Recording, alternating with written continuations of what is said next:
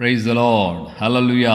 శుభోదయం. మన ప్రభువును రక్షకుడైన యేసయ్య నామములో మన కర్మెల్ రివైవల్ మినిస్ట్రీస్ ద్వారా ఈ అనుదినపు వర్తమానాలు వింటున్న మీ అందరికీ హృదయపూర్వకమైన శుభములు తెలియచేస్తున్నాను. ప్రియులారా, మనం ఈ డిసెంబర్ మాసంలో ఈ విధంగా ప్రవేశించే దేవుని కృప, దేవుడు మనల్ని ఈ విధంగా ఆయన బలపరిచి నడిపిస్తున్నారు. ప్రభు యొక్క జననాన్ని గురించి ఈ మాసం అంతా కూడా జరుగుతున్నాయి ప్రార్థనలు, అక్కడక్కడ ప్రార్థనలు జరుగుతుంటాయి. సో డైలీ కూడా ఈ క్రిస్మస్ సందేశాలు, సెమీ క్రిస్మస్లు అధికమవుతూ ఉంటాయి. సో ఎనీవే సెలబ్రేషన్స్ అన్నీ జరుగుతూనే ఉంటాయి. సో మనం ఈ మధ్య కాలంలో మనం కాస్త డిఫరెన్స్గా, ఎందుకని యేసు ప్రభు జన్మించాడు ఈ లోకంలో, why Jesus was born in the world, ఈ లోకంలో ఆయన ఎందుకు జన్మించాడు. సో ఇది మనకు ఉత్పన్నమవలసినటువంటి ప్రశ్న. వై జీసస్ వాస్ బోర్న్, ఎందుకు యేసు ప్రభు జన్మించాడు ఈ లోకంలో అని మనం గమనించినప్పుడు పాత నిబంధనలోనే మనకు అనేక ఆధారాలను మనం చూస్తాం. ఎస్పెషల్లీ నిన్నటి దినం కూడా మనం గమనించాం ఆ యొక్క బుక్ ఆఫ్ జెరమియాలో. సో యెరెమియా గ్రంథంలో మనం గమనిస్తున్నాం ఆయన ఎందుకు జన్మించాడని. ఈ రోజున మనం అదే యెరెమియా గ్రంథంలో నుండి మనం ఒక మాటను ధ్యానించబోతున్నాం. 31వ అధ్యాయము 31వ వచనం నుంచి 34వ వచనం వరకు ఈ మాటలు రాయబడి, వీటిల్లో సారాంశం మూడు మాటలో నేను మీకు చెప్పదలిచినాను. దేవుడు ఎందుకు యేసయ్య ఈ భూమి మీదకి వచ్చాడు, ఎందుకు ఆయన ఈ భూమి మీదకి రావాల్సి వచ్చింది అని అన్నప్పుడు ఇక్కడ మనం గమనిస్తున్నాం, ఆ దినములలో నేను ఇజ్రాయెల్ వారితోనూ యూదా ఇంటి వారందరితో క్రొత్త నిబంధన చేస్తాను అని అన్నాడు. Hallelujah. So I will make a new covenant అని అన్నాడు. నేను ఒక క్రొత్త నిబంధన వారితో చేస్తాను. ఆయన జన్మించడానికి మునిపే ఆయనను గూర్చినటువంటి ప్రవచనాత్మకమైన వచనాల్లో ఈ పితరుడైన యెరెమియా ద్వారా దేవుడు పలికిస్తున్నాడు. ఇజ్రాయిల్తోనూ యూదా వారితోనూ నేను కలిపి ఒక క్రొత్త నిబంధన చేయబోతున్నాను, వారి మధ్యలో నేను ఒక క్రొత్త నిబంధన చేస్తాను. అది ఐగుప్తులో నుంచి వచ్చినప్పుడు చేసినటువంటి నిబంధన కాదు. వారు ఆ నిబంధనలో నిలబడలేకపోయారు. సో దాన్ని వదిలేస్తున్నాను, దాన్ని పక్కన పెట్టేస్తున్నాను, కాకపోతే ఇప్పుడు ఒక క్రొత్త నిబంధన చేస్తున్నాను. సో ఈ మాటను మనం గమనిస్తే సువార్తల్లో మనం చూస్తున్న యేసయ్య అప్పగించబడుతున్న ఆ రోజు ముందు, ఆయన అప్పగించబడే రాత్రి ఆయన ఒక పాత్రని ఎత్తుకొని ఆయన కృతజ్ఞతాస్తుతి చెల్లిస్తూ, ఇది మీ అందరి కొరకు చిందించబడుతున్న క్రొత్త నిబంధన రక్తము అని అన్నాడు. సో నిబంధన రక్తాన్ని ఆయన వారికి ఆ పాత్రలను ఇస్తూ అన్నాడు, ఇది క్రొత్త నిబంధన రక్తము అని. హల్లెలూయా. సో ఈ నిబంధన రక్తముతో ఒడంబడిక ప్రమాణము ఒక నిబంధనలోనికి మళ్ళా వస్తున్నట్లుగా, నా శరీరం తినండి, నా రక్తం త్రాగండి అని అన్నాడు. నా శరీరం తిని నా రక్తం త్రాగువాడు నిత్య జీవం కలిగిన వాడు అని అన్నాడు. ఎవడు నా శరీరం తిని నా రక్తం త్రాగుతాడు వాడు నా యందు, నేను వారి యందు నిలిచి ఉంటాము అని అన్నాడు. సో ఈ యొక్క నిబంధన రక్తం అంటే ఈ ప్రభు యొక్క రక్త మాంసాల్లో మనకు ఒక క్రొత్త నిబంధన, దేవునితో ఒక నిబంధన చేసుకుంటున్నాం. నిబంధనతో మనము ఆయన యొక్క సన్నిధిలోకి నడిపించబడుతున్నాం. హల్లెలూయా. సో దేవుని బిడ్డలుగా ఈ రోజున నీ వ్యక్తిగత జీవితంలో నువ్వు గుర్తించాల్సినటువంటి ఈ మాటను జ్ఞాపకం చేసుకో.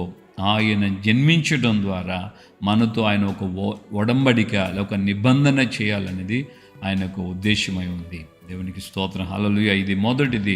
రెండవదిగా మనం గమనించినప్పుడు దేవుని యొక్క లేఖనంలోనే వ్రాయబడినటువంటి ఆ మాటలో, ఆ 31వ అధ్యాయము యెరెమియా గ్రంథంలోనే, వారి మనస్సులో నా ధర్మ విధులను ఉంచి వారి హృదయం అనే పలకల మీద నేను వాటిని రాస్తాను అన్నాడు.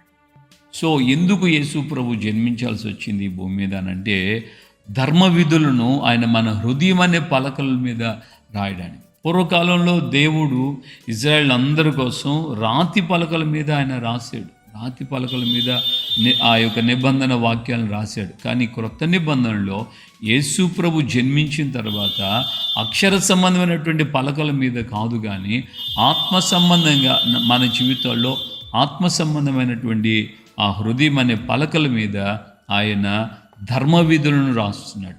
మన మనసులోను మన హృదయంలోనూ ధర్మ విధులు రాయడానికే ఆయన ఈ భూమి మీదకి వచ్చాడని దేవుని లేఖనం మనకు తేటగా చెబుతుంది. సహోదరులారా, సహోదరి, మరి దైవజనుడు పౌలు కూడా కొరింథీయులకు రాసిన పత్రికలు అంటాడు, మీరే కదా మా పత్రికలు, మీరే జీవముగలిగిన దేవుని పలకలై ఉన్నారు, పత్రికలై ఉన్నారు అని దేవుని యొక్క సేవకుడు సంఘ బిడ్డలందరిని కూర్చో అంటాడు. మీరే కదా మా పత్రికలు, మీ హృదయం అనే పలకల మీద దేవుడు వాటిని రాశాడు.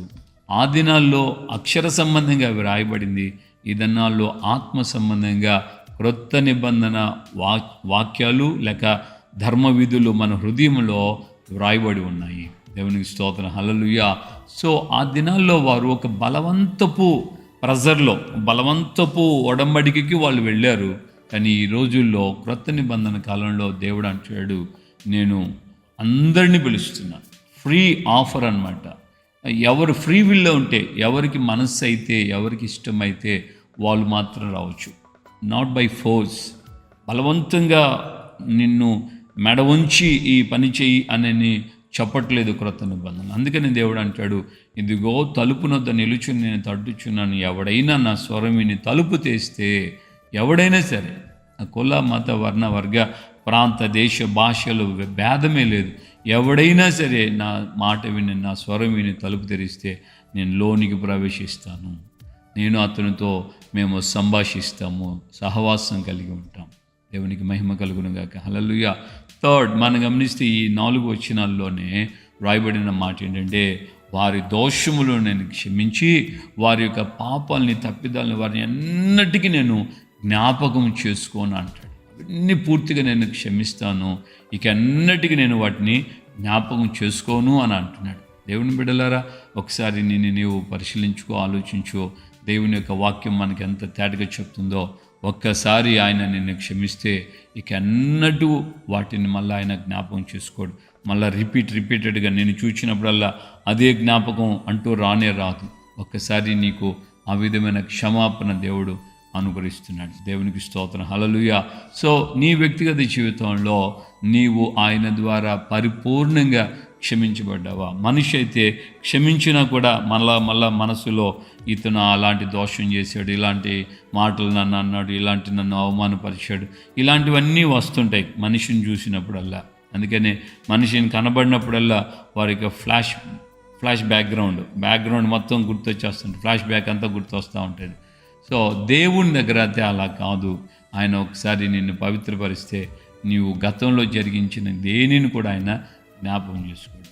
యేసయ్య ఎందుకు జన్మించాడు ఈ భూమి మీద అంటే, ఈ 3 ప్రత్యేకంగా ఈ 3-4 వచనాల్లో ఈ 3 చాలా ప్రాముఖ్యమైనది. 1 నిబంధన, 2 మన యొక్క హృదయం అనే పలకల మీద రాయటం, 3 మన దోషములు ఎన్నటికైనా జ్ఞాపకం చేసుకోకుండా ఆయన మనకు పరిపూర్ణమైన పవిత్రత ఆయన అనుగురించి నడిపిస్తాడు. మరి ఇన్ని సంవత్సరాల క్రిస్మస్ ఆరాధనలో నీకు ఈ 3 ఈ వచనాలు, ఈ లేఖన భాగాలు నీకు ఉన్నాయా? ఇవి నీకు అనుగ్రహించబడి ఉన్నాయా? వీటిల్లో నువ్వు అనుభవించావా? వీటి మార్గాలు గుండా నువ్వు వెళ్ళావా? ఒకసారి నువ్వు పరిశీలన చేసుకొని దేవునికి అప్పగించుకొని ప్రార్థనలు ఏకీభవించు. ఈ 3 అనుభవాలు, దేవా నువ్వు నన్ను మీ రక్తంతో పవిత్రపరిచి నా దోషములు నా పాపములు అన్నిటి నుంచి నాకు విడుదల కలుగు చేసి పరిశుద్ధుడిగా పవిత్రాలుగా మీ సన్నిధిలో నేను ఉండే కృప నాకు దయచేయండి అని నువ్వు ప్రార్థన చేసుకోవాలి. రెండోదిగా, నా హృదయంలో మీ యొక్క ధర్మశాస్త్రపు విధులు ముద్రించబడాలి. ఇక నేను కావాలని వెళ్ళి పాపం చేయును. ఈ ధర్మ విధులు నా హృదయంలో ఉన్నందువలన అపవిత్రతకు నేను చోటివ్వను. ఫైనల్లీ మనం గమనిస్తే దేవుని వాక్యం అంటుంది, I will make a new covenant with them. Hallelujah. So ఆయన మనతో ఒక నూతనమైన నిబంధన ఆయన మనకు జరిగిస్తున్నాడు. ఈ యొక్క వాక్యాలు మన హృదయంలో పదిలపరచబడుతూ ప్రభు రాకడికి రాజ్యానికి మనం సిద్ధపడదాం. ప్రార్థన చేసుకుందాం. పరిశుద్ధుడు వినతండి, మీ పాదాలు స్తోత్రాలు. యువతి కాలమందు మాతో మీరు మాట్లాడి ఆయన మమ్మల్ని మీరు బలపరిచారు, ధైర్యపరిచారు, అందుకే స్తోత్రం. నా ప్రభు రక్షకుడా, మరి ఈ సమయంలో నా తండ్రి మీరు ఎందుకు జన్మించారో మరొకసారి మీ ఆత్మ ద్వారా విషదపరిచి నేను మీరు మాట్లాడిన ప్రతి మాటను బట్టి మీకు స్తోత్రం చెల్లిస్తున్నాను. నిజమైన ప్రభువా, మీరు జన్మించటం ద్వారానే ఒక క్రొత్త నిబంధన ఏర్పడింది. మీరు జన్మించినందువల్లనే మా హృదయం అనే పలకల మీద మీ ఆజ్ఞలు ధర్మ విధులు మీరు ఉంచారు. మీరు జన్మించారు కనుకనే మా సమస్త దోషములన్నీ మీరు పరిహరించి వాటిని ఎన్నడూ జ్ఞాపకం చేసుకున్నానని మీరు తేటపరిచారు.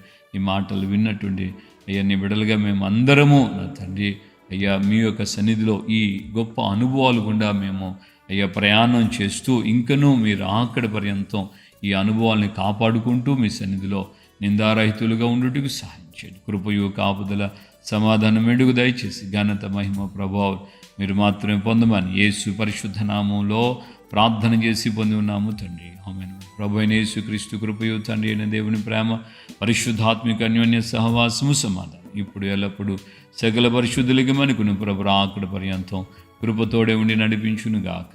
ఆమేన్ ఆమేన్ ఆమేన్. హల్లెలూయా. ప్రభు పెట్టందరికీ వందనాలు. నిజంగా మనం ఈ 3 అనుభవాల్ని బదిలిపరుచుకుందాం. ఎక్కడ కూడా దేన్ని కూడా మనం మిస్ చేసుకోవద్దు. ఏ అనుభవం నాకు లేదని చెప్పకూడదు. ఈ 3 అనుభవాలు మనకు ఖచ్చితంగా ఉండాలి. ప్రభు రాకడ రాజ్యానికి మనం సిద్ధపడాలి. కృప మనకు తోడుగా ఉండను గాక. దయతో అనేకులకి షేర్ చేస్తారని మేము ప్రభువునందు విశ్వసిస్తున్నాం.